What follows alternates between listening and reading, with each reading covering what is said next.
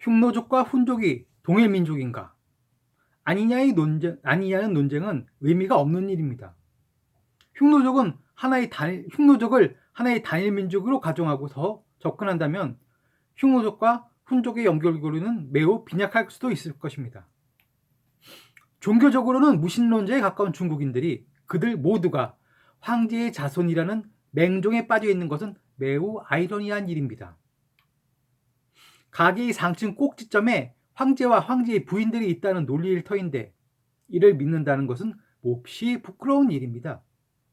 엄연히 각자의 그들에게는 실질적이고도 혈연적인 조상들이 존재할 터인데 그것을 부정하는 것이니 이는 불효 중에 불효를 할 것입니다.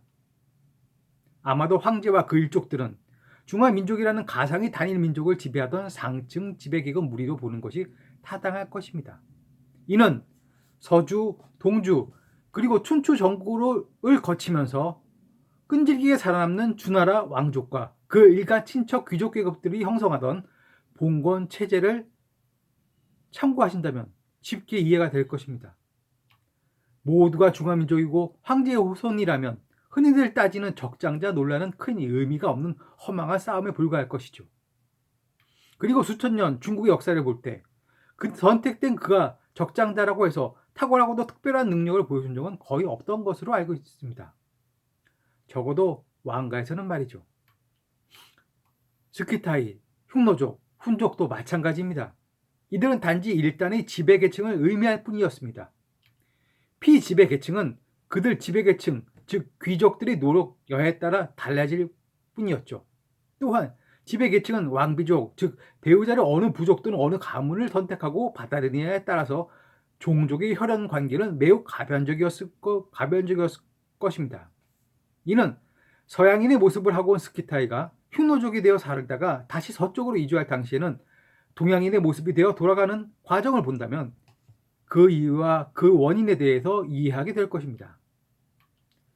장진쾌이의 흉노 제국 이야기는 매우 잘 쓰여진 책입니다. 그럼에도 걱정되는 것은 저자가 혹시 일본 측 연구 자료에 너무 의존하지 않았냐는 점입니다. 책의 뒷부분에는 1. 훈족은 흉노의 후예인가와 2. 흉노, 훈, 동족설이라는 두 개의 부록이 첨부되어 있는데 이 둘은 좋게 보자면 다양한 견해를 소개하고 그 판단은 독자들에게 맡기는 저자의 세심한 배려로도 볼 수 있겠지만 나쁘게 보자면 책의 논점을 흐리는 애매모호함일 수도 있습니다. 각자의 주장들은 매우 제한적이고도 단촐한 자료를 근거로 논해지고 있는데 아마도 결정적인 자료들은 대개 중국 측 자료들일 것으로 보여집니다. 북사 서역전에 나오는 흉노 관련 기사와 삼국지 위서 서영전과 후한서가 그 논쟁의 중심에 있는 것으로 보여지는데 다음에 글은 장진쾌의 흉노 제국 이야기 부록 1 훈족은 흉노의 후예인가에 나오는 내용입니다. 북사 서역전에 흉노에 관한 기사가 한 군데 있다. 한 군데 더 있다. 속특국은 총령 파밀의 서쪽이고 예전에 엄체다. 온나사라고도 한다. 대태 큰 호수 근처에 있는 강거의 서북에 있다. 북위의 도시 대에서 1만 6천리 거리이다. 이전에 흉노가 그 왕을 죽이고 나라를 영유한 것 같다. 홀예라는 왕까지 3대에 거친다. 그 나라 상인은 양토, 하서 지방, 지금의 감수성 일대 역주로 가서 교역을 한다.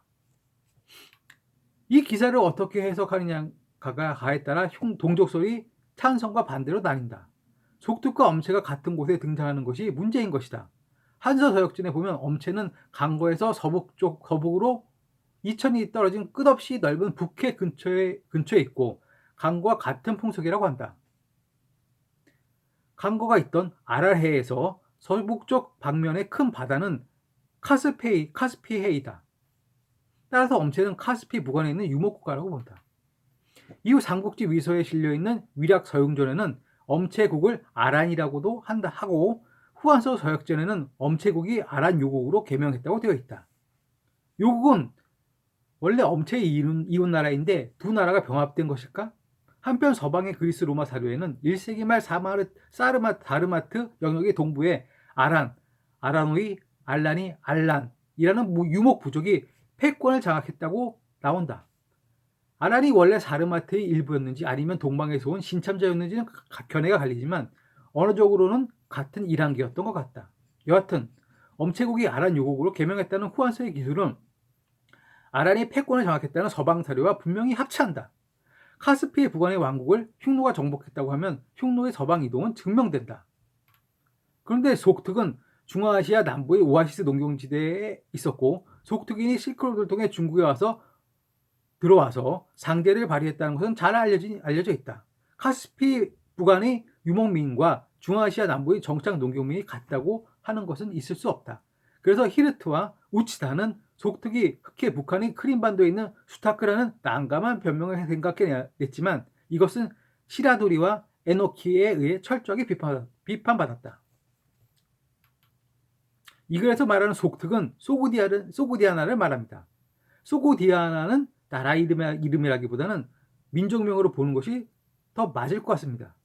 위키피디아를 보면 소고디아나를 다음과 같이 설명하고 있습니다.